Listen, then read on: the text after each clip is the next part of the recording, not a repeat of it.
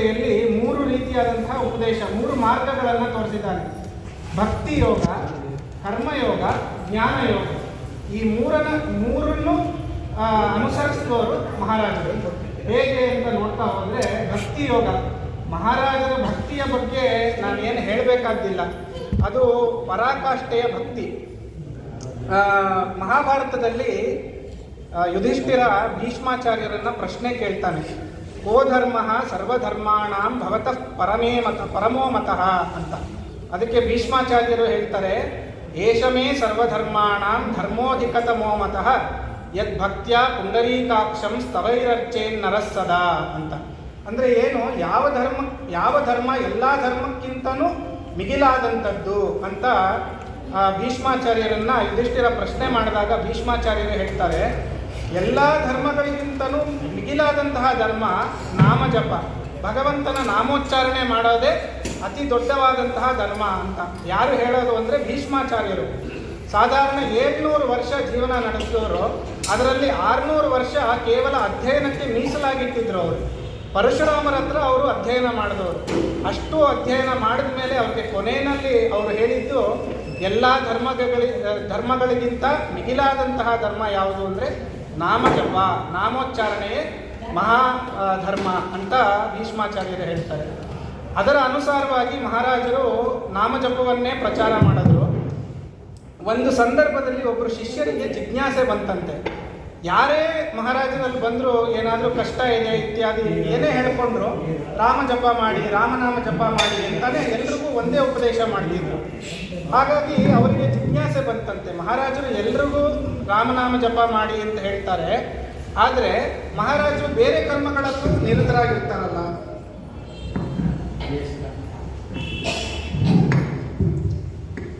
ಮಹಾರಾಜರು ಬೇರೆ ಕರ್ಮಗಳಲ್ಲೂ ನಿರತರಾಗಿರ್ತಾರಲ್ಲ, ಯಾವಾಗಲೂ ನಾಮಜಪದಲ್ಲೇ ನಿರತರಾಗಿರ್ಬೋದಲ್ಲ ಅಂತ ಮಹಾರಾಜರನ್ನೇ ಕೇಳೋಣ ಅಂತ ಒಂದ್ಸಲಿ ಅವರನ್ನು ಹೋಗಿ ಕೇಳಿದ್ರಂತೆ.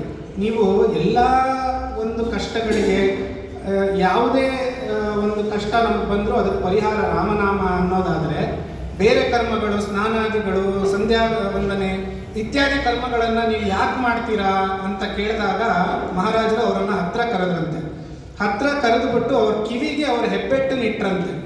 ಅವರಿಗೆ ರಾಮ ರಾಮ ರಾಮ ಅಂತ ನಾಮ ಕೇಳಿಸ್ತಂತೆ. ಅಂದರೆ ಶ್ರೀರಾಮ ತನ್ನ ನಾಮರೂಪದಿಂದ ಮಹಾರಾಜರ ರೋಮಗಳಲ್ಲಿ ಅವತಾರ ಮಾಡಿಬಿಟ್ಟಿದ್ದ. ಅದು ಮಹಾರಾಜರ ಒಂದು ಭಕ್ತಿ ಯೋಗ.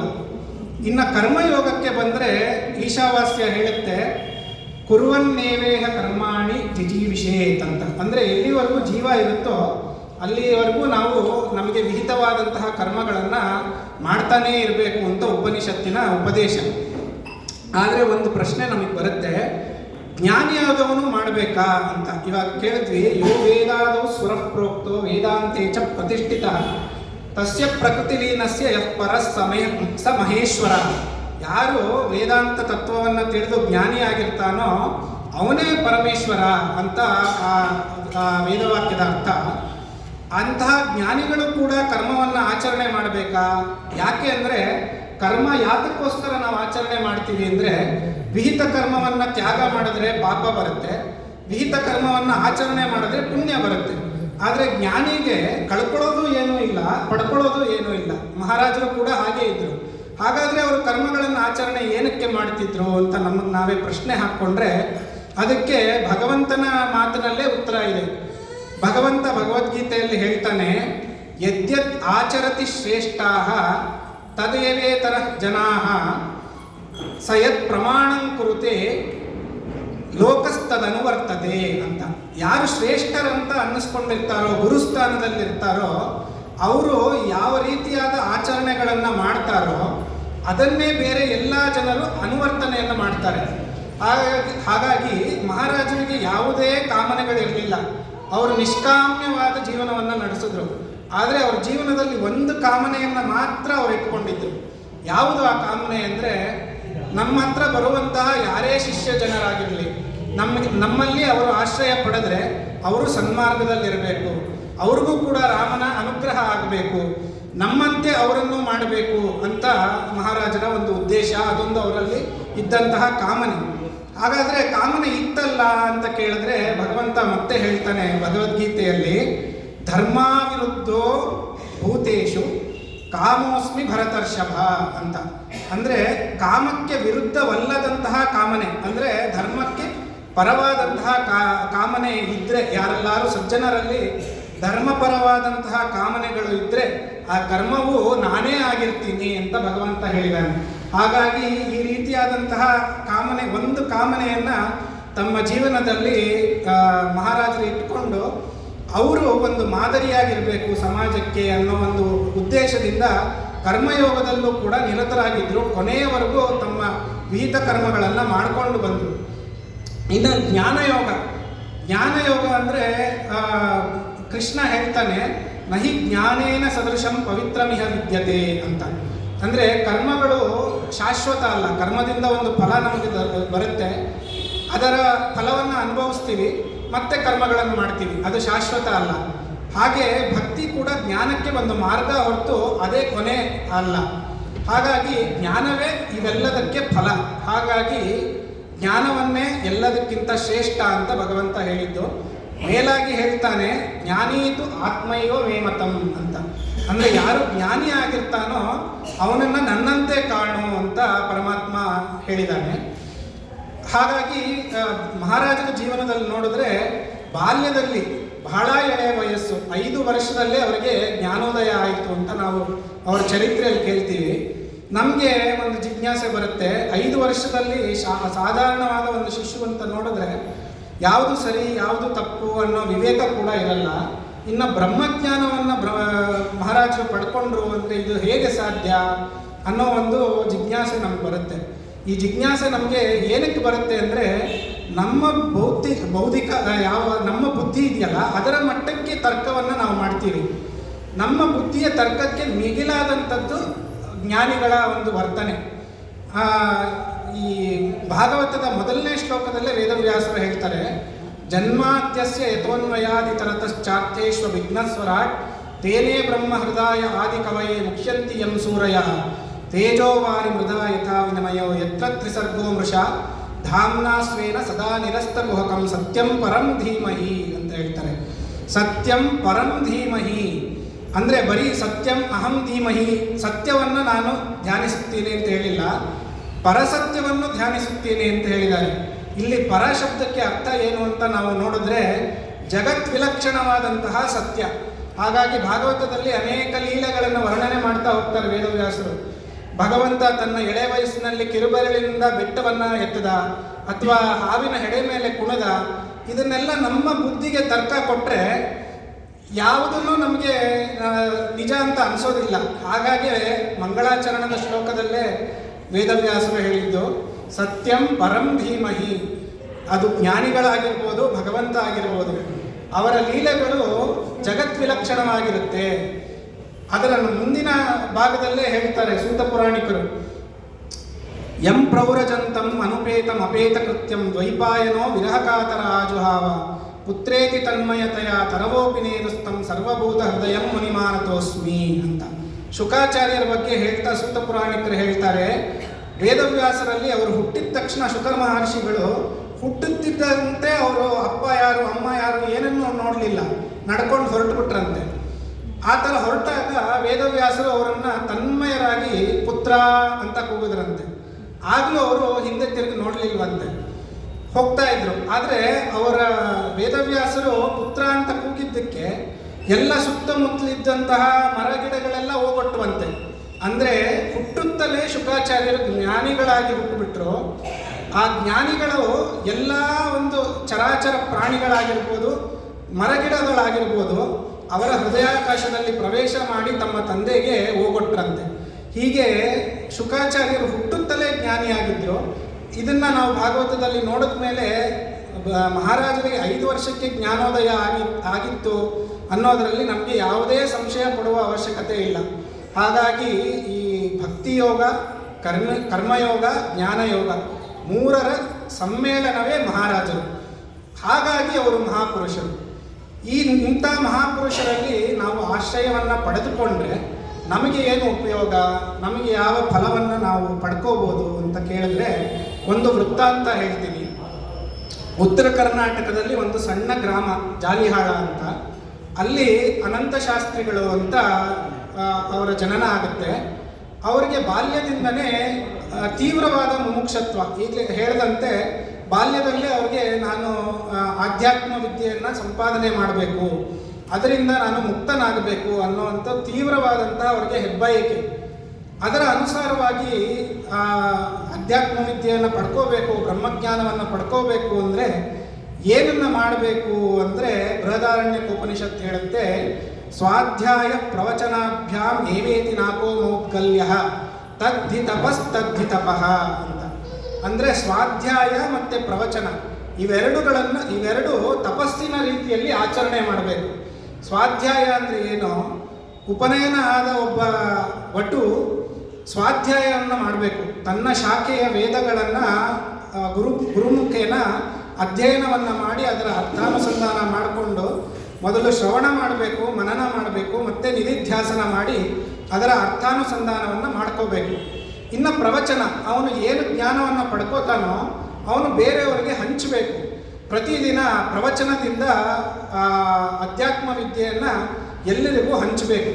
ಈ ಎರಡೂ ಕಾರ್ಯಗಳನ್ನು ತಪಸ್ಸಿನ ರೀತಿಯಲ್ಲಿ ಮಾಡು ಅಂತ ಬೃಹದಾರಣ್ಯಕ ಉಪದೇಶ ಮಾಡುತ್ತೆ. ಅದೇ ರೀತಿಯಾಗಿ ಅನಂತಶಾಸ್ತ್ರಿಗಳು ಬಾಲ್ಯದಲ್ಲಿ ತಮ್ಮ ಸ್ವಗ್ರಾಮ ಜಾಲಿಹಾಳ ಬಿಟ್ಟು ಮೆಣಸಿಗೆಗೆ ಹೋಗ್ತಾರೆ. ಮೆಣಸಿಗೆಗೆ ಹೋಗಿ ಅಲ್ಲಿ ಗುರುಗಳಲ್ಲಿ ವೇದಾಧ್ಯಯನ ಮಾಡ್ತಾರೆ. ವೇದಗಳನ್ನು ಕಲಿತುಕೊಂಡು ಮಹಾಪಂಡಿತರಾಗ್ತಾರೆ.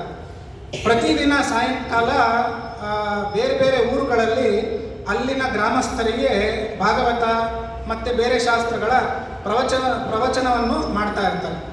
ಇದೇ ರೀತಿಯಾಗಿ ಅದನ್ನು ಒಂದು ತಪಸ್ಸಿನ ರೀತಿಯಲ್ಲಿ ತಮ್ಮ ಜೀವನವನ್ನು ಸಾಗಿಸ್ತಾ ಇರ್ತಾರೆ.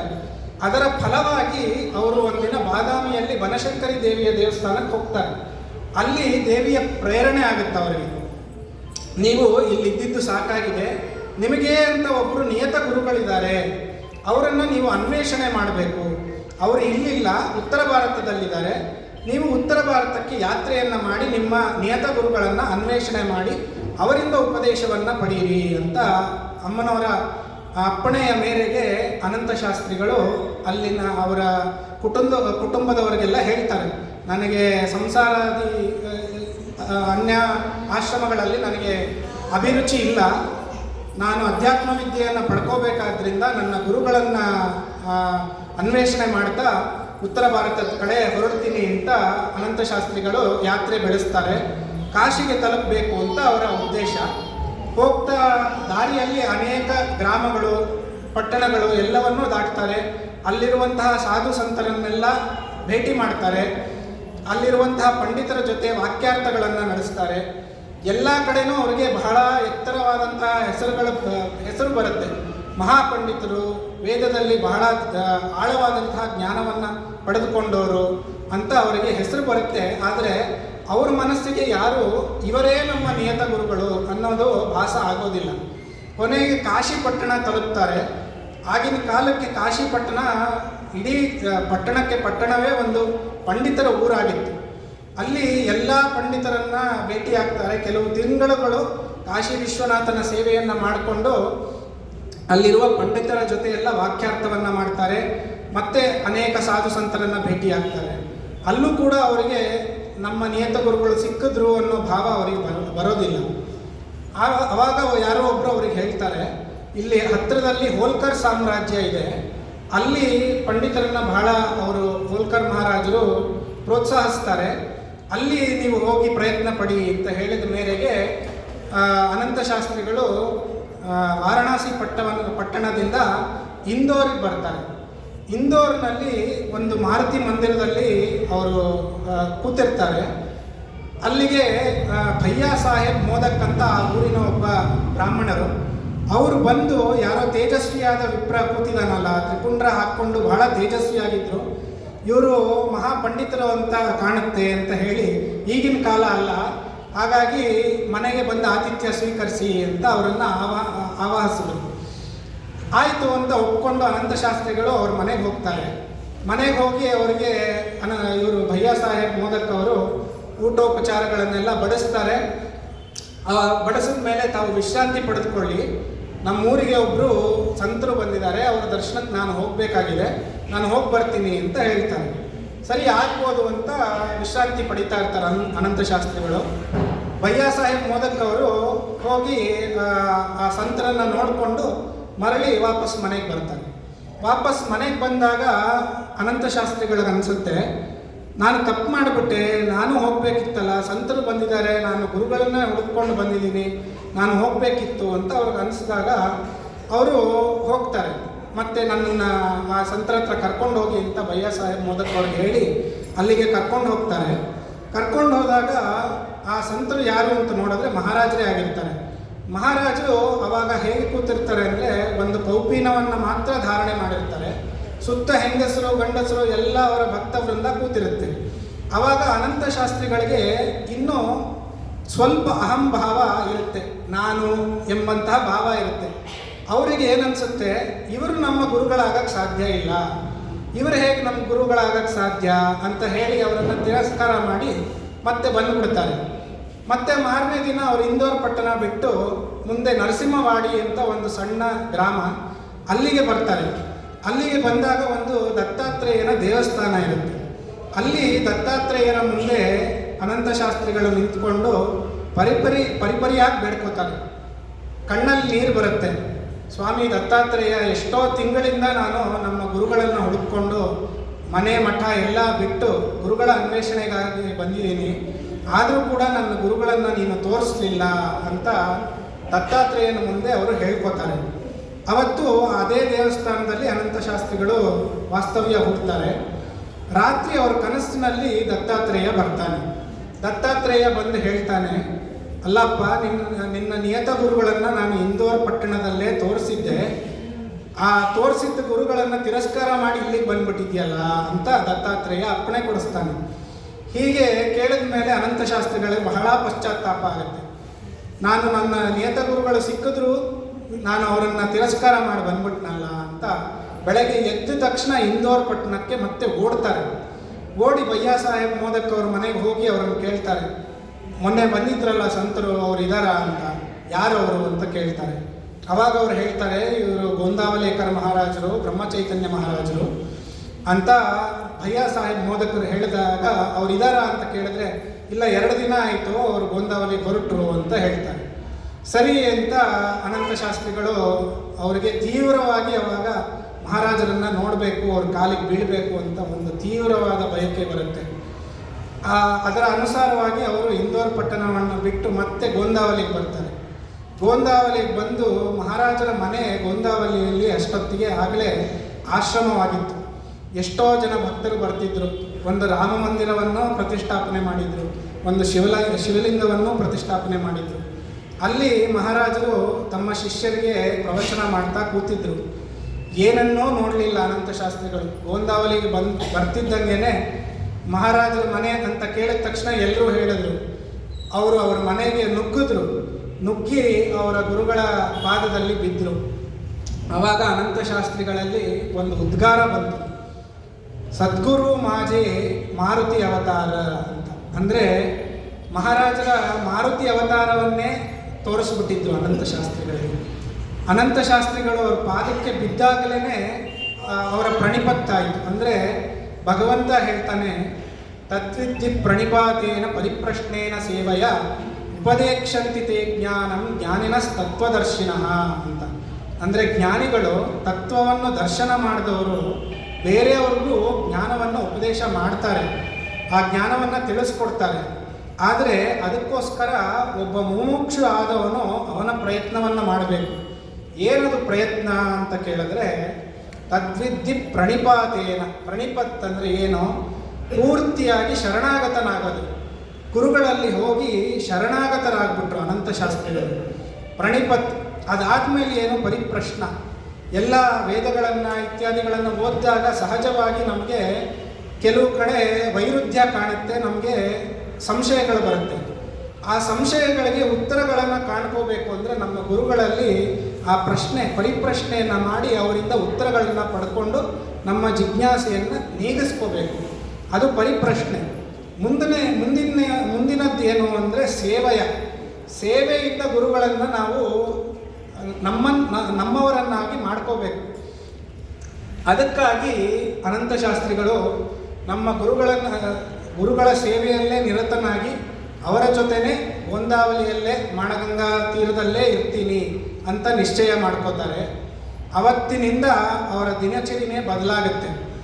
ಮಹಾರಾಜರದ್ದು ಒಂದು ದಿನ ಅವ್ರದ್ದು ಅಭ್ಯಾಸ ಇತ್ತು. ಬೆಳಗ್ಗೆ ಎದ್ದ ತಕ್ಷಣ ಸ್ನಾನ ಸಂಧ್ಯಾವಂದನೆಗಳನ್ನು ಮಾಡಿ ಬ್ರಹ್ಮ ಮುಹೂರ್ತದಲ್ಲಿ ಅವ್ರದ್ದೊಂದು ಗೋಶಾಲೆ ಇತ್ತು. ಅನೇಕ ಗೋವುಗಳು, ಎಷ್ಟೊಂದು ಬರಿದಾದಂತಹ ಗೋವುಗಳು ಅಂತ ಕಸಾಯಿಖಾನೆಗೆ ಕಳಿಸೋದಕ್ಕೆ ತಯಾರಾದಂತಹ ಗೋವುಗಳು, ಅಂತಹ ಗೋವುಗಳನ್ನು ತಂದು ತಮ್ಮ ಗೋಶಾಲೆಯಲ್ಲಿ ಪೋಷಿಸಿ ತಮ್ಮ ಪೋಷಣೆ ತಮ್ಮ ಪ್ರೀತಿಯಿಂದ ಅಂತಹ ಹಸುಗಳು ಕೂಡ ಕರು ಹಾಕಿ ಹಾಲು ಕೊಡುವಂತೆ ಮಹಾರಾಜರು ಮಾಡಿದರು. ಅಂತಹ ಹಸುಗಳನ್ನು ದಿನ ಬೆಳಗ್ಗೆ ಮಹಾರಾಜರು ಹೋಗಿ ಆ ಎಲ್ಲ ಹಸುಗಳನ್ನು ತಮ್ಮ ಸ್ಪರ್ಶದಿಂದ ಚಪ್ಪರಿಸಿ ಮತ್ತೆ ಅವರ ದೈನಂದಿನ ಚಟುವಟಿಕೆಗಳನ್ನು ಶುರು ಮಾಡೋರು. ಬ್ರಹ್ಮಾನಂದ ಅಂದರೆ ಅನಂತ ಶಾಸ್ತ್ರಿಗಳು ಮಹಾರಾಜರು ಹೇಳೋದಕ್ಕಿಂತ ಮುಂಚೆ ಎದ್ದು ಅವರ ಸ್ನಾನ ಸಂಧ್ಯಾವಂದನೆಗಳನ್ನು ಮುಗಿಸಿ ಆ ಗೋಶಾಲೆಯನ್ನು ಪೂರ್ಣವಾಗಿ ಮಹಾರಾಜರು ಬರೋ ಹೊತ್ತಿಗೆ ಪೂರ್ತಿಯಾಗಿ ಸ್ವಚ್ಛಗೊಳಿಸಿ ತಯಾರು ಮಾಡಿಡ್ತಿದ್ರು. ಹಾಗೆ ಮಹಾರಾಜರ ಆಜ್ಞೆ ಏನೇ ಇರಲಿ ಆ ಕ್ಷಣದಲ್ಲಿ ಅದನ್ನು ಅನಂತ ಶಾಸ್ತ್ರಿಗಳು ನೆರವೇರಿಸ್ತಿದ್ರು. ಅವರು ಮಾಣಗಂಗಾ ನದಿಯಲ್ಲಿ ಸ್ನಾನ ಮಾಡ್ತಿರುವಾಗ ಗುರುಗಳ ಆಜ್ಞೆ ಅವರ ಧ್ವನಿ ಕೇಳಿಸ್ತು ಅಂದರೆ ಹೇಗಿದ್ರೋ ಒದ್ದೆ ಬಟ್ಟೆಯಲ್ಲಿ ಕೌಪೀನದಲ್ಲಿ ಏನನ್ನೂ ನೋಡ್ತಿರಲಿಲ್ಲ. ಮರುಕ್ಷಣದಲ್ಲಿ ಗುರುಗಳ ಪಕ್ಕ ಅವರು ಹಾಜರಾಗ್ತಿದ್ರು. ಅಂದರೆ ಕೈಂಕರ್ಯ ಅಂತ ಹೇಳ್ತಾರೆ, ಗುರುಗಳ ಕೈಂಕರ್ಯ. ಕಿಂಕರಿ ಅಂದರೆ ಕಿಂಕರ ಅಂದರೆ ಏನು? ಕಿಂನ ಕರೋತೀತಿ ಕಿಂಕರಃ ಅಂತ. ಗುರುಗಳಿಗೋಸ್ಕರ ಏನನ್ನೇ ಮಾಡೋಕ್ಕೆ ತಯಾರಿಲ್ಲ, ಎಲ್ಲವನ್ನೂ ಮಾಡೋದಕ್ಕೆ ತಯಾರಿ. ಒಂದು ಸಲ ಅಟ್ಟದ ಮೇಲೆ ಏನೋ ಕೆಲಸ ಮಾಡ್ತಿದ್ರಂತ ಅನಂತ ಶಾಸ್ತ್ರಿಗಳು. ಗುರುಗಳು ಕೂಗಿದ ತಕ್ಷಣ ಅಲ್ಲಿಂದ ಹಾರ್ಕೊಂಡು ಬಂದರು. ಈ ರೀತಿಯಾಗಿ ಗುರುಗಳು ಏನು ಹೇಳ್ತಾರೋ ಅದನ್ನು ಅವರ ಆಜ್ಞೆಯನ್ನು ಶಿರಸಾವಹಿಸಿ ನಡೆಸ್ಕೊಂಡು ಬರ್ತಾಯಿದ್ರು. ಇದನ್ನು ಮಹಾರಾಜರು ಕೂಡ ಕಾಣ್ತಿದ್ರು. ಇವರಲ್ಲಿ ತೀವ್ರವಾದ ವೈರಾಗ್ಯ ಇದೆ, ಇವರು ಜ್ಞಾನಕ್ಕೆ ಯೋಗ್ಯರು ಅಂತ ಮಹಾರಾಜರಿಗೂ ಅನಿಸಿತ್ತು. ಆದರೂ ಗುರುಗಳು ಅಷ್ಟು ಸುಲಭವಾಗಿ ಬ್ರಹ್ಮಜ್ಞಾನ ಕೊಡೋದಿಲ್ಲ, ಒಂದು ಪರೀಕ್ಷೆಯನ್ನು ಮಾಡ್ತಾರೆ. ಹಾಗೆ ಮಹಾರಾಜರು ಕೂಡ ಅನಂತ ಶಾಸ್ತ್ರಿಗಳಿಗೆ ಒಂದು ಪರೀಕ್ಷೆ ಮಾಡಿದ್ರು. ಒಂದು ದಿನ ಹೇಳಿದ್ರು, ನಾವು ಪಂಢರ್ಪುರಕ್ಕೆ ಹೋಗಬೇಕಾಗಿದೆ, ನಾವಿಬ್ಬರೇ ಹೋಗಬೇಕು, ನಾನು ಕುದುರೆ ಮೇಲೆ ಬರ್ತೀನಿ, ನೀನು ನನ್ನ ಹಿಂದೆ ಬರಬೇಕು ಅಂತ ಹೇಳ್ತಾರೆ. ಆವಾಗ ಅನಂತ ಶಾಸ್ತ್ರಿಗಳು ಯಥಾವತ್ತಾಗಿ ಎಲ್ಲ ಅವರ ಮಹಾರಾಜನಿಗೆ ಏನೇನು ಬೇಕಾಗುತ್ತೋ ಯಾತ್ರೆಗೆ ಆ ಸಾಮಾನುಗಳನ್ನೆಲ್ಲ ಮೂಟೆ ಕಟ್ಟಿ ತಲೆ ಮೇಲೆ ಹೊತ್ತು ನಿಂತ್ಕೋತಾರೆ. ಮಹಾರಾಜರು ಹೇಳ್ತಾರೆ, ನಾನು ಕುದುರೆ ಮೇಲೆ ಬರ್ತೀನಿ, ಹಿಂದೆ ಬಾ ಅಂತ. ಶುರುವಾಗುತ್ತೆ ಯಾತ್ರೆ. ಮಹಾರಾಜರು ಕುದುರೆ ಮೇಲೆ ಇರ್ತಾರೆ. ಕುದುರೆ ಕೆಲವು ಕಾಲ ವೇಗವಾಗಿ ಹೋಗುತ್ತೆ, ಮತ್ತು ನಿಧಾನವಾಗಿ ಹೋಗುತ್ತೆ, ವೇಗವಾಗಿ ಹೋಗುತ್ತೆ. ಅದೇ ರೀತಿಯಾಗಿ ಅನಂತ ಶಾಸ್ತ್ರಿಗಳು ಅದರ ವೇಗಕ್ಕೆ ತಕ್ಕಂತೆ ಓಡ್ತಾರೆ, ನಡೀತಾರೆ, ಹಾಗೆಯೇ ಮಾಡ್ತಾರೆ. ಒಂದು ಕವಲು ಬರುತ್ತೆ. ಕವಲ ದಾರಿಯಲ್ಲಿ ಇದು ಹತ್ತಿರ ಆದ ದಾರಿ ಅಂತ ಒಂದು ಕವಲಿಗೆ ತಿರುಗಿಸ್ತಾರೆ ಮಹಾರಾಜರು. ಆ ದಾರಿಯಲ್ಲಿ ಪೂರ್ತಿ ಚೂಪಾದ ಕಲ್ಲುಗಳು, ಮುಳ್ಳುಗಳು. ಅಲ್ಲೂ ಕೂಡ ಕುದುರೆ ಓಡುತ್ತೆ. ಅನಂತ ಶಾಸ್ತ್ರಿಗಳು ಮೈ ಮೇಲೆ ಎಚ್ಚರವೇ ಇಲ್ಲ. ಗುರುಗಳ ಆಜ್ಞೆ ಅಂತ ಗುರುಗಳ ಹಿಂದೆ ಯಥಾವತ್ತಾಗಿ ಓಡ್ತಾರೆ. ಕೊನೆಗೆ 70 ಕಿಲೋಮೀಟ್ರ್ ಆಗುತ್ತೆ. ಗೋಂದಾವಲಿಗೂ ಪಂಢರಪುರಕ್ಕೂ 70 ಕಿಲೋಮೀಟ್ರು. ಇದೇ ರೀತಿಯಾಗಿ ಕಾಲ್ನಡಿಗೆಯಲ್ಲಿ ಅನಂತ ಶಾಸ್ತ್ರಿಗಳು ಬರ್ತಾರೆ. ಹಾಗೆ ಬಂದು ತಲುಪಿದ ತಕ್ಷಣ ಮಹಾರಾಜರು ಚಂದ್ರಭಾಗಾ ನದಿಯಲ್ಲಿ ಸ್ನಾನಕ್ಕೆ ಹೋಗ್ತಾರೆ. ಸ್ನಾನ ಮಾಡಿ ಮಧ್ಯಾಹ್ನದ ಸಮಯ ಆಗಿರುತ್ತೆ, ಮಾಧ್ಯಾಹ್ನಿಕ ಮಾಡಿ ಮಹಾರಾಜರಿಗೆ ಎಲ್ಲಿ ವ್ಯವಸ್ಥೆ ಆಗಿರುತ್ತೋ ಅಲ್ಲಿ ಭೋಜನಕ್ಕೆ ಬಂದು ಕೂತ್ಕೋತಾರೆ. ಆವಾಗ ಅಲ್ಲಿ ಅನಂತ ಶಾಸ್ತ್ರಿಗಳು ಬರ್ತಾರೆ. ಅವರು ಸ್ನಾನವನ್ನು ಮಧ್ಯಾಹ್ನಿಕ ಮುಗಿಸ್ಕೊಂಡು ಬಂದಾಗ ಮಹಾರಾಜರು ಹೇಳ್ತಾರೆ, ನನಗೆ ಪಂಢರ್ಪುರಕ್ಕೆ ಬಂದಾಗೆಲ್ಲ ಒಂದು ಅಭ್ಯಾಸ, ಇಲ್ಲಿ ಬಂದಾದ ಮೇಲೆ ಈ ಪಟ್ಟಣಕ್ಕೆ ಒಂದು ಪರಿಕ್ರಮ ಮಾಡಿ ಎಲ್ಲ ದೇವಾಲಯದಲ್ಲಿರುವಂತಹ ದೇವತಾ ಮೂರ್ತಿಗಳಿಗೆ ನಮಸ್ಕಾರ ಮಾಡಿ ನಾನು ಊಟ ಮಾಡೋದು ಅಂತ ಒಂದು ಪದ್ಧತಿ ನಂದು. ಈ ಸರ್ತಿ ಮರ್ತು ಕೂತ್ಬಿಟ್ಟಿದ್ದೀನಿ ಅಂತ ಮಹಾರಾಜರು ಹೇಳ್ತಾರೆ. ಅದು ಮರ್ತು ಕೂತಿರೋದಲ್ಲ, ಅನಂತ ಶಾಸ್ತ್ರಿಗಳನ್ನು ಪರೀಕ್ಷೆ ಮಾಡಬೇಕು ಅಂತಲೇ ಆ ರೀತಿ ಮಾಡಿರ್ತಾರೆ. ಕೂತಿದ್ದಾಗ ಅವ್ರು ಹೇಳ್ತಾರೆ, ನನ್ನ ಪರವಾಗಿ ನೀವು ಮಾಡಿಬಿಡಿ ಪರಿಕ್ರಮ ಅಂತ. ಅನಂತ ಶಾಸ್ತ್ರಿಗಳು ಮತ್ತೆ ಇನ್ನೊಂದು ಮಾತು ಹೇಳಲ್ಲ, ಪರಿಕ್ರಮಕ್ಕೆ ಹೊರಡುತ್ತಾರೆ. ಪಂಢರಪುರ ಇಡೀ ಊರಿನ ಸುತ್ತ ಒಂದು ಪರಿಕ್ರಮ ಮಾಡ್ತಾರೆ. ದಾರಿಯಲ್ಲಿ ಸಿಗುವಂತಹ ದೇವಸ್ಥಾನ ಎಲ್ಲದಕ್ಕೂ ಹೋಗಿ ಸಾಷ್ಟಾಂಗ ನಮಸ್ಕಾರಗಳನ್ನು ಮಾಡಿ ಮತ್ತೆ ಬರ್ತಾರೆ. ಮಹಾರಾಜರ ಸಾನ್ನಿಧ್ಯಕ್ಕೆ. ಆವಾಗ ಮಹಾರಾಜರು ತಮ್ಮ ಭೋಜನವನ್ನು ಮುಗಿಸಿರ್ತಾರೆ. ಅನಂತ ಶಾಸ್ತ್ರಿಗಳು ಅವರಲ್ಲಿ ಬಂದು ಕೇಳ್ತಾರೆ, ತಮ್ಮ ಗುರುಗಳಲ್ಲಿ ನಾವು ಭೋಜನ ಸ್ವೀಕರಿಸ್ಬೋದೇ ಅಂತ ಕೇಳ್ತಾರೆ. ಆಗ್ಬೋದು ಅಂತ ಮಹಾರಾಜರು ಅವ್ರ ಬೆನ್ನ ಮೇಲೆ ಕೈ ಇಟ್ಟು ಚಪ್ಪರಿಸ್ತಾರೆ. ಅಲ್ಲಿವರೆಗೂ ಅನಂತ ಶಾಸ್ತ್ರಿಗಳಿಗೆ ತೀವ್ರವಾಗಿ ದಣಿವಾಗಿತ್ತು. ನಾವೇ ಯೋಚನೆ ಮಾಡ್ಬೋದು, 70 ಕಿಲೋಮೀಟ್ರು ಆ ಕುದುರೆಯ ವೇಗದಲ್ಲಿ ಓಡಿ ಮತ್ತೆ ಪರಿಕ್ರಮ ಮಾಡಿ ನಮಸ್ಕಾರಗಳನ್ನು ಮಾಡಿ ಬಂದ ಮೇಲೆ ಎಷ್ಟು ದಣಿದಿರ್ತಾರೆ ಅಂತ. ಅದಷ್ಟು ದಣಿವು ಮಹಾರಾಜರ ಸ್ಪರ್ಶದಿಂದ ಏಕಕಾಲಕ್ಕೆ ಅದು ಇಲ್ಲ ಅಂದಂತೆ ಆಗೋಯಿತು. ಅನಂತ ಶಾಸ್ತ್ರಿಗಳು ಆ ಯಾತ್ರೆಗೆ ಹೊರಡೋದಕ್ಕಿಂತ ಮುಂಚೆ ಹೇಗಿದ್ರೋ ಅದೇ ರೀತಿಯಾಗಿ ಆಗ್ಬಿಟ್ರು. ಅವರ ಭೋಜನವನ್ನು ಸ್ವೀಕಾರ ಮಾಡಿದ್ರು. ಅದಾದ ನಂತರ ಮಹಾರಾಜರಲ್ಲಿ ಹೋದರು. ಆವಾಗ ಮಹಾರಾಜರು ಹೇಳಿದ್ರು, ನಿಮ್ಮಲ್ಲಿರುವಂತಹ ತೀವ್ರವಾದಂತಹ ಗುರುಭಕ್ತಿ ಮತ್ತು ವೈರಾಗ್ಯವನ್ನು ನಾವು ಕಂಡಿದ್ದೀವಿ. ಹಾಗಾಗಿ ನೀವು ಜ್ಞಾನಕ್ಕೆ ನಿಜವಾಗಲೂ ಯೋಗ್ಯರು. ನೀವು ಬ್ರಹ್ಮಜ್ಞಾನವನ್ನು ಪಡೆದುಕೊಳ್ಳಬೇಕು. ನೀವು ಸಮಾಧಿಸ್ಥರಾಗಬೇಕು. ಆ ರಾಮನ ನಾಮದಲ್ಲಿ ನೀವು ಸಮಾಧಿಯನ್ನು ಹೊಂದಬೇಕು. ಇದಕ್ಕೋಸ್ಕರ ನೀವು ನರ್ಮದಾ ನದಿ ತೀರದಲ್ಲಿ ಓಂಕಾರ ಕ್ಷೇತ್ರಕ್ಕೆ ಹೋಗಿ, ಅಲ್ಲಿ ಸರ್ಪೇಶ್ವರ ಅಂತ ಒಂದು ದೇವಸ್ಥಾನ ಇದೆ, ಅಲ್ಲಿ ನಿಮ್ಮ ಜಪಾನುಷ್ಠಾನವನ್ನು ಮಾಡಿ ಅಂತ ಹೇಳಿ ರಾಮತಾರಕ ಮಂತ್ರದ ಉಪದೇಶವನ್ನು ಅನಂತ ಶಾಸ್ತ್ರಿಗಳಿಗೆ ಮಹಾರಾಜರು ಕೊಟ್ಟು, ಆ ಉಪದೇಶವನ್ನು ಅನುಸರಿಸಿ ಜಪವನ್ನು ಮಾಡಬೇಕು ಅಂತ ಹೇಳ್ತಾರೆ. ಅದೇ ರೀತಿಯಾಗಿ ಮಾರನೇ ದಿನವೇ ಅನಂತ ಶಾಸ್ತ್ರಿಗಳು ಅಲ್ಲಿಂದ ಹೊರಟು ನರ್ಮದಾ ನದಿ ತೀರದಲ್ಲಿರುವ ಓಂಕಾರ ಕ್ಷೇತ್ರಕ್ಕೆ ಯಾತ್ರೆ ಬೆಳೆಸಿ ಅಲ್ಲಿ ತಲುಪ್ತಾರೆ. ಅಲ್ಲಿ ಅವರ ದಿನಚರಿ ಹತ್ತತ್ರ 6-7 ತಿಂಗಳು ಅಲ್ಲಿ ಕಳೀತಾರೆ. ಅವರ ದಿನಚರಿ ಹೇಗಿತ್ತು ಅಂತ ನಾವು ನೋಡಿದ್ರೆ, ಬೆಳಗ್ಗೆ ಬ್ರಹ್ಮ ಮುಹೂರ್ತದಲ್ಲಿ ಎದ್ದು ನರ್ಮದಾ ನದಿಯಲ್ಲಿ ಸ್ನಾನ ಮಾಡಿ, ನರ್ಮದಾ ನದಿಯಿಂದ ನೀರನ್ನು ತುಂಬಿಕೊಂಡು ಬಂದು ಸರ್ಪೇಶ್ವರ ಮಹಾದೇವನಿಗೆ ಅಭಿಷೇಕವನ್ನು ಮಾಡಿ, ಬೆಳಗಿನ ಸಂಧ್ಯಾವಂದನೆ ಮಾಡಿ ಜಪಕ್ಕೆ ಕೂತರೆ, ಮಧ್ಯಾಹ್ನದ ಸಂಧ್ಯಾವಂದನೆಗೆ ಬಿಟ್ಟರೆ ಸಂಜೆಯವರೆಗೂ ಅವರು ಹೇಳ್ತಾ ಇರಲಿಲ್ಲ. ಆ ರೀತಿಯಾಗಿ ರಾಮನಾಮದ ಜಪದಲ್ಲಿ ನಿರತರಾಗ್ಬಿಟ್ರು. ಕೊನೆಗೆ ಸಂಜೆ ಎದ್ದ ಮೇಲೆ ಮತ್ತೆ ಶಿವನ ಒಂದು ದರ್ಶನವನ್ನು ಮಾಡಿಕೊಂಡು ಒಂದು ಪರಿಕ್ರಮ ಬರ್ತಿದ್ರು ದೇವಸ್ಥಾನದ ಸುತ್ತ. ಆಗಿನ ಕಾಲದಲ್ಲಿ ಅದು ತುಂಬ ಅರಣ್ಯ ಪ್ರದೇಶವಾಗಿದ್ದರಿಂದ ಅಲ್ಲಿ ಪರಿಕ್ರಮ ಮಾರ್ಗದಲ್ಲಿ ಯಾವುದಾದ್ರೂ ಹಣ್ಣು ಎಲೆಗಳು ಏನು ಬಿದ್ದಿರುತ್ತೋ ಅದನ್ನು ಎತ್ಕೊಂಡು ತಿಂತಾಯಿದ್ರು. ಅದೇ ಅವರ ಆಹಾರ.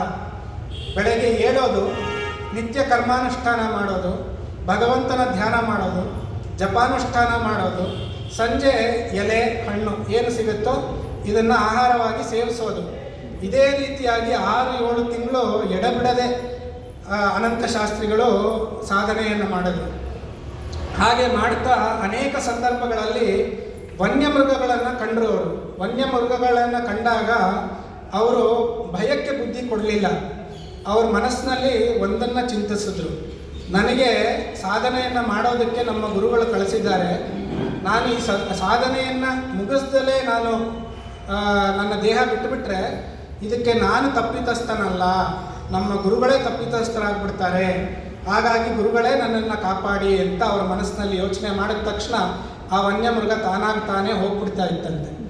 ಅದೇ ರೀತಿ ಈ ರೀತಿ 6-7 ತಿಂಗಳು ಅವರು ಸಾಧನೆ ಮಾಡಿದ ನಂತರ ಒಂದು ದಿನ ಅವರು ಇದೇ ರೀತಿ ಜಪಾನುಷ್ಠಾನ ಮಾಡುವಾಗ ಮೈ ಮೇಲೆ ಏನೋ ಸರಿದಂತೆ ಅವರಿಗೆ ಅನುಭವ ಆಯಿತು. ಕಣ್ಣು ಬಿಟ್ಟು ನೋಡ್ತಾರೆ, ಮೈ ಮೇಲೆ 2-3 ಸರ್ಪಗಳು ಹರಿದಾಡ್ತಿದ್ವಂತೆ. ಅದನ್ನು ನೋಡಿ ಮತ್ತೆ ಅವ್ರ ಮನಸ್ಸಿನಲ್ಲಿ ಅದೇ ಯೋಚನೆ, ನಮ್ಮ ಗುರುಗಳು ಕಳಿಸಿದ್ದಾರೆ, ಈ ಸರ್ಪ ಕಚ್ಚಿ ನಾನು ದೇಹ ಬಿಟ್ಟರೆ ಇದು ನನ್ನ ತಪ್ಪಲ್ಲ, ಗುರುಗಳೇ ತಪ್ಪಿತಸ್ಥರಾಗ್ತಾರೆ, ನೀವೇ ಕಾಪಾಡಿ ಅಂತ ಅವರು ಯೋಚನೆ ಮಾಡಿದಾಗ ಮತ್ತೆ ಕಣ್ಣು ಮುಚ್ತಾರೆ. ಕಣ್ಣು ಮುಚ್ಚಿದ ತಕ್ಷಣ ಅವರಿಗೆ ಒಂದು ದೃಶ್ಯ ಕಾಣುತ್ತೆ. ಅಲ್ಲಿ ಸರ್ಪೇಶ್ವರ ಮಹಾದೇವ ಅಂದರೆ 6-7 ತಿಂಗಳಿಂದ ಯಾವ ಲಿಂಗವನ್ನು ಅವರು ಪೂಜೆ ಮಾಡ್ತಿದ್ರೋ ಆ ಲಿಂಗದಿಂದ ಮಹಾರಾಜರು ಹೊರಹೊಮ್ಮುತ್ತಾರೆ. ಹೊರಹೊಮ್ಮಿ ಬಂದು ಅವ್ರ ಮುಂದೆ ಬಂದು ನಿಲ್ತಾರೆ. ಬಂದು ನಿಂತು ಅವ್ರ ತಲೆ ಮೇಲೆ ಕೈ ಇಟ್ಟು ಶ್ರೀರಾಮ್ ಜೈ ರಾಮ್ ಜೈ ಜೈ ರಾಮ್ ಅಂತ ಹೇಳ್ತಾರೆ. ಹಾಗೆ ಮಹಾರಾಜರು ಹೇಳಿದ್ದು ಕೇಳಿ ಆ ಅನಂತ ಶಾಸ್ತ್ರಿಗಳು ಕಣ್ಬಿಡ್ತಾರೆ. ಕಣ್ಬಿಟ್ಟಾಗ್ಲೂ ಮಹಾರಾಜರೇ ಕಾಣಿಸ್ತಾ ಇದ್ದಾರೆ. ಆ ಮಹಾರಾಜರು ಕಾಣಿಸಿದಾಗ ಅವರಿಗೆ ಎರಡನೇ ಯೋಚನೆ ಬರಲಿಲ್ಲ. ಅವ್ರ ಕಾಲಿಗೆ ಸಾಷ್ಟಾಂಗ ನಮಸ್ಕಾರ ಮಾಡಿ ಎದ್ದರು. ಎದ್ದಾಗ ಮಹಾರಾಜರು ಅವರಿಗೆ ಹೇಳಿದರು, ನೀವು ಇವತ್ತಿನಿಂದ ಬ್ರಹ್ಮಜ್ಞಾನಿಗಳು, ನಿಮಗೆ ಬ್ರಹ್ಮಜ್ಞಾನದ ಅನುಭವ ಆಗಿದೆ ಅಂತ ಹೇಳ್ತಿದ್ದಂಗೆ ಅನಂತ ಶಾಸ್ತ್ರಿಗಳು ಸುತ್ತ ನೋಡ್ತಾರೆ. ಎಲ್ಲಿ ನೋಡಿದ್ರೂ ರಾಮ, ಅವ್ರ ಒಳಗೂ ರಾಮ, ಹೊರಗೂ ರಾಮ, ಎಲ್ಲಿ ನೋಡಿದ್ರೂ ರಾಮ. ಅವರು ವೇದಗಳಲ್ಲಿ ಓದಿದ್ರು, ಯಚ್ಚಕಿಂಚಿತ್ ಜಗತ್ ಸರ್ವಂ ದೃಶ್ಯತೆ ಶೂಯತೆ ಪಿವ ಅಂತರ್ಬಹಿಶ್ಚ ತತ್ಸರ್ವಂ ವ್ಯಾಪ್ಯ ನಾರಾಯಣ ಸ್ಥಿತ ಅಂತ. ಅಂದರೆ ನಾವು ಏನನ್ನು ನೋಡ್ತೀವೋ ಕೇಳಿಸ್ಕೋತೀವೋ, ಈ ಜಗತ್ತಿನಲ್ಲಿ ಏನೇನಿದೆಯೋ ಚರಾಚರ ಎಲ್ಲದರ ಒಳಗೆ ಹೊರಗೆ ಎಲ್ಲದರಲ್ಲೂ ನಾರಾಯಣನೇ ವ್ಯಾಪ್ತನಾಗಿದ್ದಾನೆ ಅಂತ ಅವರು ಓದಿದ್ದರು. ಅದನ್ನು ಮಹಾರಾಜರು ಅವರ ಅನುಭವಕ್ಕೆ ತಂದುಕೊಟ್ರು. ಹೀಗೆ ಎಲ್ಲ ಕಡೆ ರಾಮನನ್ನು ಕಂಡ ಮೇಲೆ ಬ್ರಹ್ಮಚೈತನ್ಯ ಮಹಾರಾಜರು ಅವರಿಗೆ ಹೇಳ್ತಾರೆ, ನೀವು ಬ್ರಹ್ಮಜ್ಞಾನಿ ಆಗಿರೋದ್ರಿಂದ ನಿಮಗೆ ಸದಾ ಆನಂದ ಇರುತ್ತೆ, ಸದಾ ಆನಂದದಲ್ಲೇ ರಮಿಸ್ತೀರ. ಭಗವತ್ಪಾದರು ಶಂಕರಾಚಾರ್ಯರು ಹೇಳ್ತಾರೆ, ಯೋಗರತೋವ ಭೋಗರತೋವ ಸಂಗರತೋವ ಸಂಗವಿಹೀನ ಯಸ್ಯ ಬ್ರಹ್ಮಣಿ ರಮತೆ ಚಿತ್ತಂ ನಂದತಿ ನಂದತಿ ನಂದತ್ಯೇವ ಅಂತ. ಅಂದರೆ ಯೋಗದಲ್ಲೇ ರತನಾಗಿರು, ಭೋಗದಲ್ಲೇ ರತನಾಗಿರು, ಜನರ ಸಂಘದಲ್ಲಿರು ಅಥವಾ ಜನರ ಸಂಘವನ್ನು ಬಿಟ್ಟಿರು.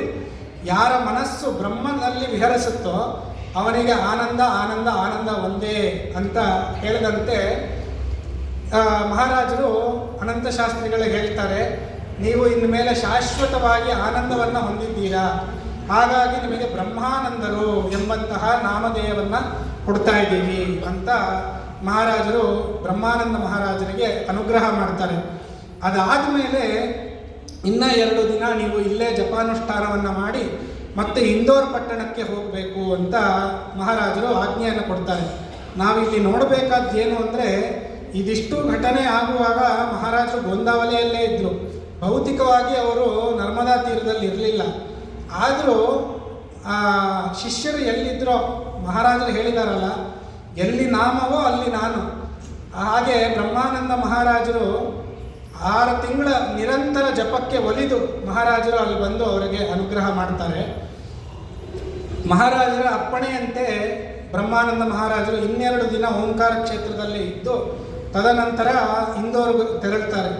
ಇಂದೋರಿಗೆ ಹೋಗಿ ಅವರು ಭಯ್ಯ ಸಾಹೇಬ್ ಮೋದಕ್ ಅವರ ಮನೆಗೆ ಹೋದಾಗ ಅವರನ್ನು ಗುರ್ತಿಡಿಯೋದಕ್ಕೆ ಆಗೋದಿಲ್ಲ, ಅಷ್ಟು ಕೃಶರಾಗಿರ್ತಾರೆ. ಅವಾಗಿನ ಅನಂತ ಶಾಸ್ತ್ರಿಗಳೇ ಬೇರೆ, ಈಗಿನ ಬ್ರಹ್ಮಾನಂದರೇ ಬೇರೆ ಅನ್ನೋ ರೀತಿಯಲ್ಲಿ ಆಗಿರ್ತಾರೆ. ಆದರೂ ಏನೋ ಒಂದು ದಿವ್ಯ ತೇಜಸ್ಸು, ಒಂದು ಚೈತನ್ಯ ಅವರಲ್ಲಿ ಕಾಣಿಸುತ್ತೆ. ಅದನ್ನು ಕಂಡ ಭಯ್ಯ ಸಾಹೇಬ್ ಮೋದಕರು ಅವರನ್ನು ಕರ್ಕೊಂಡು ಹೋಗಿ ಮನೆಯಲ್ಲಿ ಆತಿಥ್ಯ ಮಾಡ್ತಾ ಇರ್ತಾರೆ.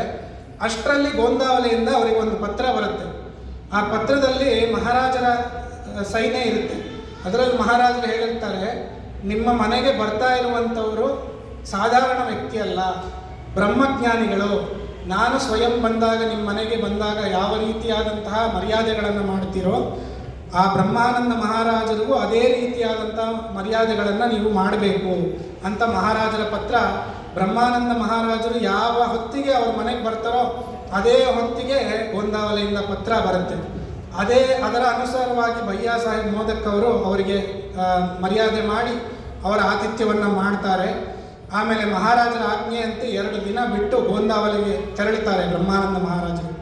ಅಲ್ಲಿಂದ ತೆರಳಿ ಗೋಂದಾವಲೆಗೆ ಅವರು ತಲುಪುವ ಹೊತ್ತಿಗೆ ಗೋಂದಾವಲೆಯಲ್ಲಿ ಮಹಾರಾಜರು ಇಡೀ ಪಟ್ಟಣವನ್ನು ತರಲು ತೋರಣ ರಂಗೋಲಿ ಎಲ್ಲ ಸಜ್ಜು ಮಾಡಿರ್ತಾರೆ, ಬ್ರಹ್ಮಾನಂದರನ್ನು ಬರಮಾಡ್ಕೊಳ್ಳೋದಕ್ಕೋಸ್ಕರ. ಬ್ರಹ್ಮಾನಂದ ಮಹಾರಾಜರು ಬರ್ತಿದ್ದಂತೆ ಒಬ್ಬ ಬ್ರಾಹ್ಮಣ ದಂಪತಿಯನ್ನು ಮುಂದೆ ಮಾಡಿ ಅವರಿಂದ ಪೂರ್ಣ ಕುಂಭ ಸ್ವಾಗತದಿಂದ ಬ್ರಹ್ಮಾನಂದ ಮಹಾರಾಜರನ್ನು ಬರಮಾಡ್ಕೋತಾರೆ. ಎಲ್ಲ ಗ್ರಾಮಸ್ಥರಿಗೂ ಪರಿಚಯ ಮಾಡಿಕೊಡ್ತಾರೆ. ಇವರು ನಮ್ಮ ಶಿಷ್ಯರು, ಮುಂಚೆ ಅನಂತ ಶಾಸ್ತ್ರಿಗಳಾಗಿದ್ದರು, ಇವಾಗ ಬ್ರಹ್ಮಾನಂದರಾಗಿದ್ದಾರೆ, ಬ್ರಹ್ಮ ಜ್ಞಾನಿಗಳಾಗಿದ್ದಾರೆ ಅಂತ ಅವರ ಶಿಷ್ಯರಿಗೆಲ್ಲ ಪರಿಚಯ ಮಾಡಿಕೊಡ್ತಾರೆ. ಆಯಿತು, ಅವತ್ತಿನ ಮಧ್ಯಾಹ್ನದ ಕಾರ್ಯಕ್ರಮ ಎಲ್ಲ ಆಗಿ ಸಂಜೆಯ ಹೊತ್ತಾಗುತ್ತೆ. ಮಹಾರಾಜರ ಪ್ರವಚನ ಕಾಲ ಆಗುತ್ತೆ. ಆವಾಗ ಮಹಾರಾಜರು ಇನ್ನೇನು ಶುರು ಮಾಡಬೇಕು, ಆವಾಗ ಮಹಾರಾಜರು ಬ್ರಹ್ಮಾನಂದರನ್ನು ಕರೀತಾರೆ, ಇವತ್ತಿನ ಪ್ರವಚನ ನಿಮ್ಮಿಂದ ಆಗಬೇಕು ಅಂತ. ಆವಾಗ ಭಕ್ತರೆಲ್ಲ ಹೇಳ್ತಾರಂತೆ, ಎಷ್ಟೋ ಬೇರೆ ಬೇರೆ ಊರಿಂದ ಬಂದವರು, ಸ್ವಾಮಿ ನಾವು ನಿಮ್ಮ ಪ್ರವಚನಕ್ಕೋಸ್ಕರ ಬಂದಿದ್ದೀವಿ, ನೀವು ಬೇರೆ ಯಾರ ಕೈಲೋ ಪ್ರವಚನ ಮಾಡಿಸ್ತಿದ್ದೀರಾ ಅಂತ. ಆವಾಗ ಬ್ರಹ್ಮಚೈತನ್ಯ ಮಹಾರಾಜರು ಹೇಳ್ತಾರಂತೆ, ಜ್ಞಾನಿಗಳಲ್ಲಿ ಭೇದ ಇರೋದಿಲ್ಲ, ನಾನು ಜ್ಞಾನಿ ಇವರು ಜ್ಞಾನಿ, ನಮ್ಮ ಜ್ಞಾನದಲ್ಲಿ ಭೇದ ಇಲ್ಲ.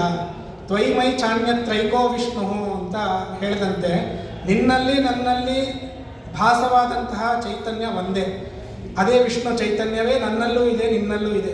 ಹಾಗಾಗಿ ಅವರ ಪ್ರವಚನ ಬೇರೆ ಅಲ್ಲ, ನನ್ನ ಪ್ರವಚನ ಬೇರೆ ಅಲ್ಲ, ಹಾಗಾಗಿ ಅವ್ರ ಪ್ರವಚನ ಮಾಡಲಿ ಅಂತ ಮಹಾರಾಜರು ಅನುಗ್ರಹ ಮಾಡಿ ಬ್ರಹ್ಮಾನಂದರ ಕೈಲೇ ಪ್ರವಚನ ಮಾಡಿಸ್ತಾರೆ. ನಂತರ ಮಾರನೇ ದಿನ ಬ್ರಹ್ಮಾನಂದರನ್ನು ಕರೆಸಿ ಬ್ರಹ್ಮಚೈತನ್ಯ ಮಹಾರಾಜರು ಹೇಳ್ತಾರೆ, ನಿಮಗೆ ನಿನ್ನೆ ನಿಮ್ಮ ಕೈಲಿ ಪ್ರವಚನ ಮಾಡಿಸಿದ್ದೇನು ಉದ್ದೇಶ ನಿಮಗೆ ಗೊತ್ತಾಯ್ತಾ ಅಂತ ಕೇಳ್ತಾರೆ.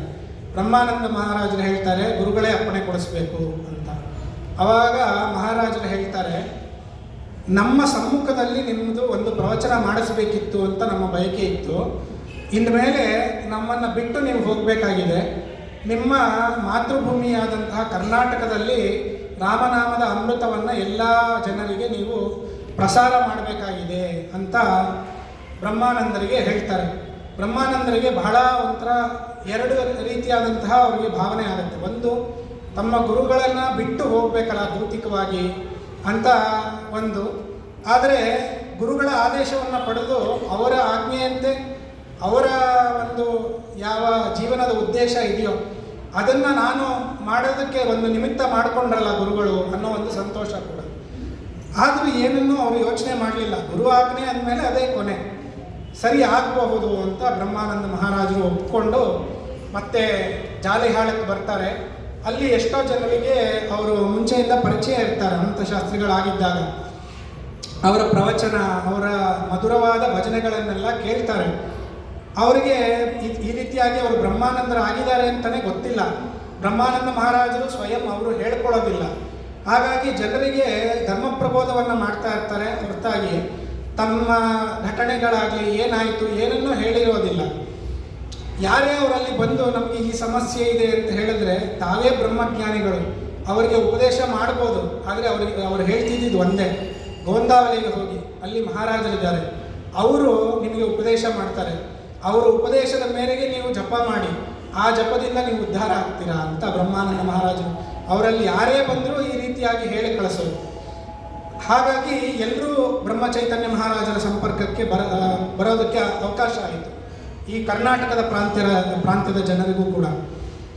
ಕೊನೆಗೆ ಬ್ರಹ್ಮಾನಂದ ಮಹಾರಾಜರಿಗೆ ಒಂದು ಆಜ್ಞೆ ಆಗಿರುತ್ತೆ ಗುರುಗಳಿಂದ, ನೀವು ಒಂದು ರಾಮ ಮಂದಿರದ ಪ್ರತಿಷ್ಠಾಪನೆಯನ್ನು ಮಾಡಬೇಕು ಅಂತ. ಅದನ್ನು ಒಂದು ಬೆಳದಡಿ ಅಂತ ಒಂದು ಸಣ್ಣ ಗ್ರಾಮ, ಜಾಲಿಹಾಳದ ಹತ್ತಿರದ ಗ್ರಾಮ, ಅಲ್ಲಿ ನಿರ್ಮಾಣ ಮಾಡಿಸ್ತಾರೆ. ಅವರ ಪ್ರವಚನ ಮತ್ತು ಭಜನೆಗೆ ಸೋತೋದ ಜನರು ಎಲ್ಲ ಸೇರಿಕೊಂಡು ರಾಮ ಮಂದಿರದ ನಿರ್ಮಾಣ ಮಾಡ್ತಾರೆ. ಅದಕ್ಕೆ ತಾವೇ ಮಾಡಬೇಕು, ಪ್ರತಿಷ್ಠಾಪನೆ ಮಾಡಬೇಕು, ಕುಂಭಾಭಿಷೇಕ ಮಾಡಬೇಕು ಅಂತ ಬ್ರಹ್ಮಾನಂದರನ್ನು ಕೇಳಿಕೊಂಡಾಗ ಅವರು ಸರ್ವತಾ ಒಪ್ಪೋದಿಲ್ಲ. ಇದಕ್ಕೆ ಮಹಾರಾಜರೇ ಬರಬೇಕು ಅಂತಾರೆ. ಮಹಾರಾಜರನ್ನು ಕರೆಸ್ತಾರೆ. ಮಹಾರಾಜರು ತಮ್ಮ ಪ್ರಿಯ ಶಿಷ್ಯರಾದ ಬ್ರಹ್ಮಾನಂದರು ಕರೀತಾ ಇದ್ದಾರೆ ಎಂದಾಗಿ ಇಲ್ಲ ಅಂತ ಹೇಳಲ್ಲ. ಅವರು ಬರ್ತಾರೆ, ಬೆಳದಡಿಯಲ್ಲಿ ಕುಂಭಾಭಿಷೇಕ ಮಾಡ್ತಾರೆ, ಪ್ರತಿಷ್ಠಾಪನೆಯನ್ನು ಮಾಡ್ತಾರೆ. ಹಾಗೆ 2-3 ರಾಮ ಮಂದಿರಗಳನ್ನು ಬ್ರಹ್ಮಾನಂದರ ಕಾಲದಲ್ಲೇ ಅವರು ಪ್ರತಿಷ್ಠಾಪನೆ ಮಾಡಿಸ್ತಾರೆ ಬ್ರಹ್ಮಚೈತನ್ಯ ಮಹಾರಾಜರಿಂದ. ಪ್ರತಿ ಸಲ ಬಂದಾಗಲೂ ಮಹಾರಾಜರು ಒಂದಲ್ಲ ಒಂದು ಲೀಲೆಯನ್ನು ತೋರಿಸ್ತಾರೆ. 2ನೇ ಸಲ ಬಂದಾಗ ಮತ್ತೆ ಒಂದು ಸಣ್ಣ ಗ್ರಾಮ, ಅಲ್ಲಿ ರಾಮ ಮಂದಿರದ ಪ್ರತಿಷ್ಠಾಪನೆ. ಆದರೆ ಸುತ್ತಮುತ್ತ ಗ್ರಾಮದ ಎಲ್ಲ ಗ್ರಾಮಸ್ಥರು ಬಂದಿರ್ತಾರೆ. ಮಹಾರಾಜರ ಹಿಂದಿನ ಸಲ ಬೆಳದಡಿಗೆ ಬಂದಾಗಲೇ ಬ್ರಹ್ಮಾನಂದ ಮಹಾರಾಜರು ಅಲ್ಲಿನ ಗ್ರಾಮಸ್ಥರಿಗೆಲ್ಲರಿಗೂ ಪರಿಚಯ ಮಾಡಿಕೊಟ್ಟಿರ್ತಾರೆ. ಇವರೇ ನಮ್ಮ ಸದ್ಗುರುಗಳು, ಇವರು ಮಾರುತಿ ಅವತಾರಿಗಳು ಅಂತ ಪರಿಚಯ ಮಾಡಿಕೊಟ್ಟಿರ್ತಾರೆ. ಹಾಗಾಗಿ ಅಲ್ಲಿನ ಗ್ರಾಮಸ್ಥರಿಗೆಲ್ಲ ಬ್ರಹ್ಮಚೈತನ್ಯ ಮಹಾರಾಜರ ಮೇಲೆ ಅನನ್ಯವಾದ ಭಕ್ತಿ ಬಂದಿರುತ್ತೆ.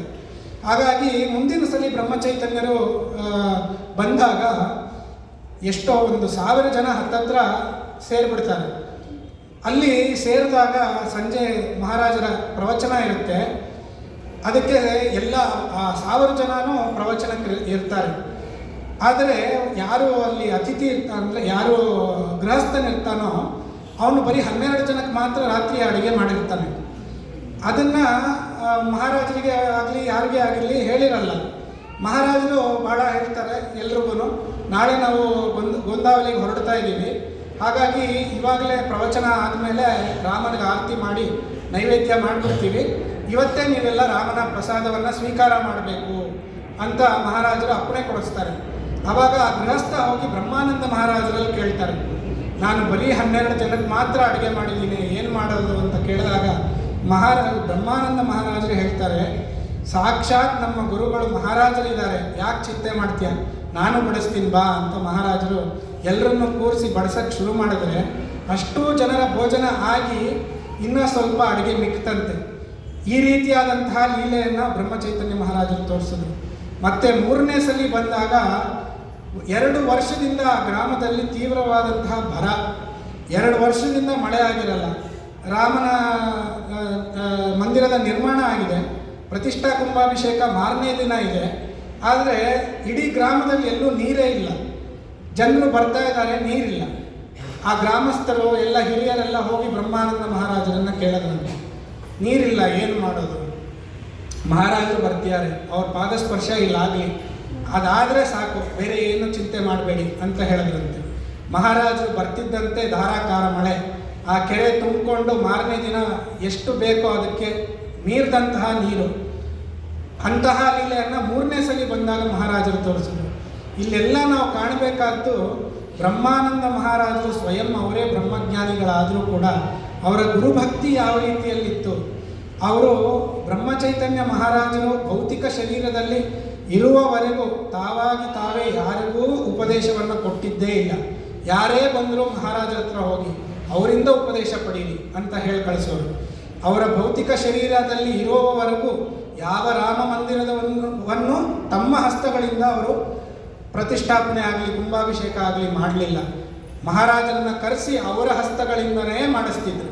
ಇದು ಬ್ರಹ್ಮಾನಂದ ಮಹಾರಾಜರ ಒಂದು ಅನನ್ಯವಾದ ಗುರುಭಕ್ತಿ. ಅದರಿಂದ ನಾವು ತಿಳ್ಕೊಬೇಕಾದ್ದು, ಬ್ರಹ್ಮಾನಂದ ಮಹಾರಾಜರು ಮಹಾಪುರುಷ ಸಂಶ್ರಯ ಅಂತ ಶುರು ಮಾಡಿದ್ನಲ್ಲ, ಬ್ರಹ್ಮಚೈತನ್ಯ ಮಹಾರಾಜರಂತಹ ಮಹಾಪುರುಷರಲ್ಲಿ ಅವರು ಆಶ್ರಯವನ್ನು ಪಡೆದಿದ್ದರಿಂದ ಬ್ರಹ್ಮಜ್ಞಾನವನ್ನೇ ಪಡೆದರು. ಅಂದರೆ ಅದಕ್ಕಿಂತ ಮಿಗಿಲಾದಂತಹ ಇನ್ನೊಂದು ಫಲ ಯಾವುದೂ ಇಲ್ಲ. ಧರ್ಮಾರ್ಥ ಕಾಮ ಮೋಕ್ಷದಲ್ಲಿ ಪರಮ ಪುರುಷಾರ್ಥವಾದಂತಹ ಮೋಕ್ಷ ಪುರುಷಾರ್ಥವನ್ನೇ ಬ್ರಹ್ಮಚೈತನ್ಯ ಮಹಾರಾಜರು ಬ್ರಹ್ಮಾನಂದ ಮಹಾರಾಜರಿಗೆ ಕೊಟ್ಟರು.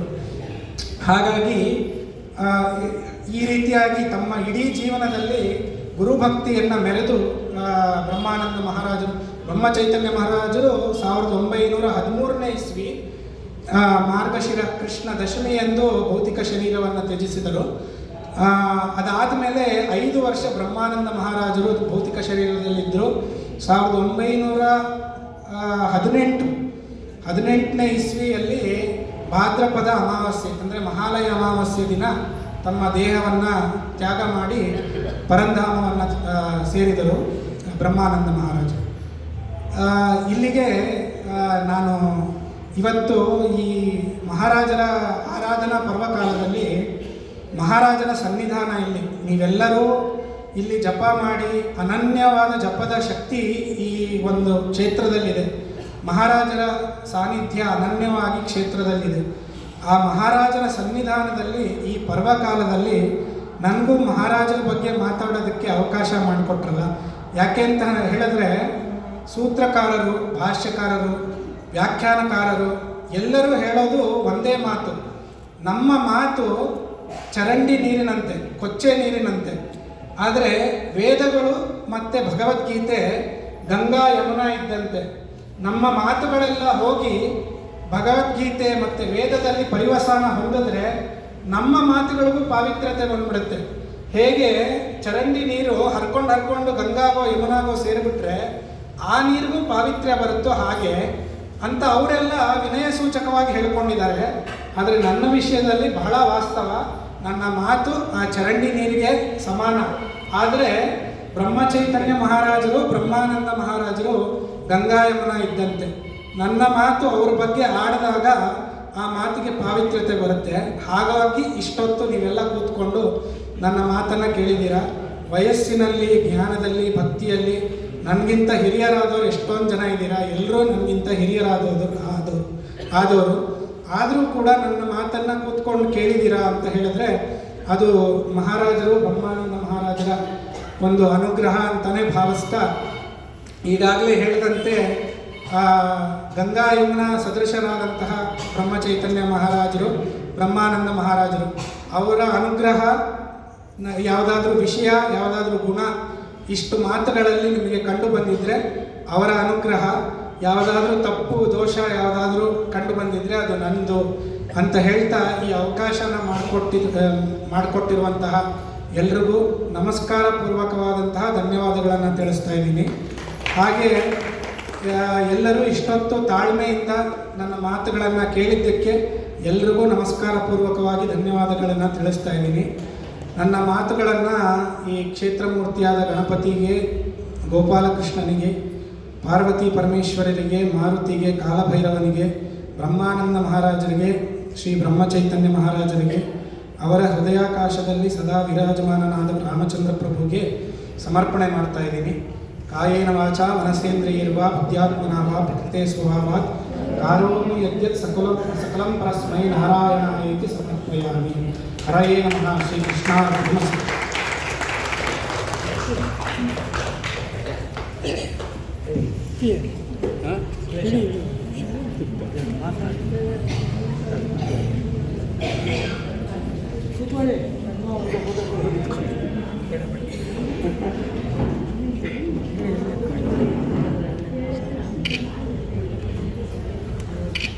ಶ್ರೀ ಬ್ರಹ್ಮಚೈತನ್ಯ ಅಮ್ಮವನ್ನು ಮಹಾರಾಜರಿಗೆ ಅವರು ಯಾವಾಗ ಅಧ್ಯಯನ ಮಾಡಿದ್ರು ಪರಮಾತ್ಮನ ಕೂತ್ಕೊಂಡು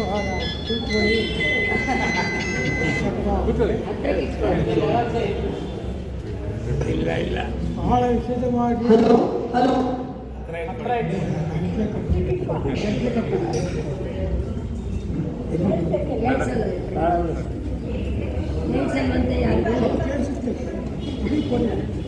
ಕಿವಿ ಕೊಡ್ಬೇಕಂತ ಕೊಡಪ್ಪ ಇಲ್ಲ ಒಂದು ತಿಳಿಯಾದ ಭಾಷೆಯಲ್ಲಿ ಸಂಕ್ಷಿಪ್ತವಾಗಿ ಏನು ಹೇಳಿಲ್ಲ ಅವರು. ಬ್ರಹ್ಮಚೈತನ್ಯ ಬ್ರಹ್ಮಾಂಡ ಬಗ್ಗೆ ಒಂದು ಅಧ್ಯಯನ ಮಾಡೇ ಅದನ್ನು ಅವರ ಪ್ರವಚನಗಳು, ಅವರ ಚರಿತ್ರೆಗಳನ್ನು ಓದಿ ಇಷ್ಟು ಚಿಕ್ಕ ವಯಸ್ಸಿನಲ್ಲಿ ಅವರು ಮಹಾನ್ ಇಂಜಿನಿಯರ್ ಆಗಿ ಈ ಒಂದು ಸಣ್ಣ ಕ್ಷೇತ್ರಕ್ಕೆ ಬಂದವರು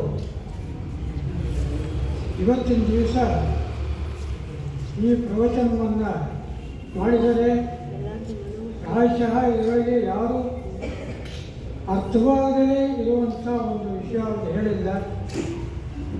ಸಂಕ್ಷಿಪ್ತವಾಗಿ ಎಲ್ಲರಿಗೂ ತಿಳಿಯುವ ಹಾಗೆ ನಾವೇ ಇಷ್ಟೆಲ್ಲ ಓದಿದ್ದೀವಿ, ಅದಷ್ಟೊಂದು ನಮಗೆ ತಿಳುವಳಿಕೆ ನಮಗೆ ಇನ್ನೂ ಇಲ್ಲ. ಇನ್ನು ಮುಂದೆ ಅವರು ಒಂದು ಇದರ ಬಗ್ಗೆ ಒಂದು ಸಂಶೋಧನೆಯನ್ನು ಮಾಡಿ ಈ ಮೊದಲದಲ್ಲೇ ಈ ಒಂದು ದೊಡ್ಡ ಪ್ರವಚನ ಮಾಡಿ ಅಂತ ಹೇಳಿ ಮಹಾರಾಜರ ಬಗ್ಗೆ ಅವರಿಗೆ ಭಕ್ತಿ ಇರಲಿ, ಅವರ ಆಶೀರ್ವಾದ ಇರಲಿ, ಈ ಹೊಂದಿರತಕ್ಕಂಥ ಹಿರಿಯರ ಆಶೀರ್ವಾದ ಮತ್ತು ಅವರ ತಂದೆ ತಾಯಿಗಳು ಅವರ ಬೀಗರ ಆಶೀರ್ವಾದ ಸರ್ವರಿಗೂ ಇರಲಿ ಹೇಳಿ ನಾನು ಹೇಳ್ಕೊಡ್ತೀನಿ. ಈ ಮಂದಿರದ ಪರವಾಗಿ, ವಿಶ್ವಸ್ತರ ಪರವಾಗಿ ಒಂದು ಸಂಘ ಫಲಿತಾಂಬೂಲವನ್ನು ಆ ಸ್ಥಾನದಲ್ಲಿ ಕೂತ್ಕೊಡಿ. ಕೂತ್ಕೋಬೇಕಪ್ಪ.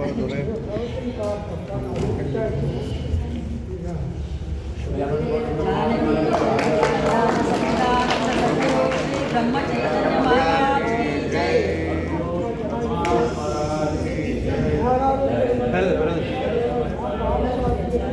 ಯಾರಾದರೂ ಮಾತಾಡೋ ಹಾಗಿದ್ರೆ ಬಂದು ಮಾತಾಡಿ, ಅಭಿಪ್ರಾಯಗಳನ್ನು ತಿಳಿಸಿ. ಬರ್ತೀರಾ ಯಾರಾದರೂ?